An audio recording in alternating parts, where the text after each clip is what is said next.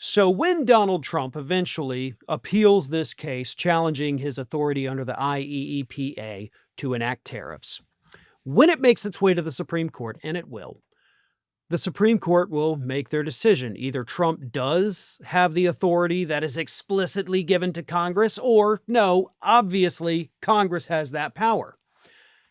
If the Supreme Court says that Congress has the power, not Trump, it will immediately nullify all of his tariffs.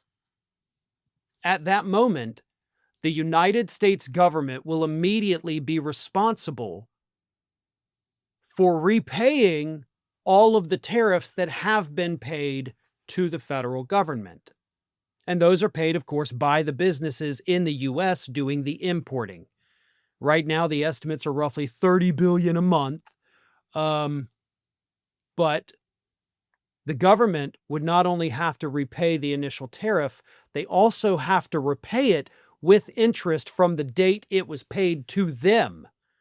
So if this is not overturned until next summer, or ruled on until next summer and the tariffs are overturned, we're talking over a year's worth of interest at 7%, which means the grand total of the amount of money that the federal government will immediately owe these companies is over $500 billion, over $500 billion that the federal government, the U.S. Treasury, will immediately have to repay.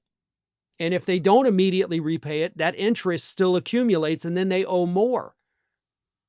So the government would have to pay out $500 million.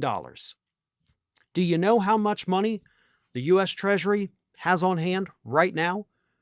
Well, technically, we don't know that because the numbers haven't come out, but we do know that at the end of 2024, when the economy was doing better, they had $820 billion on hand.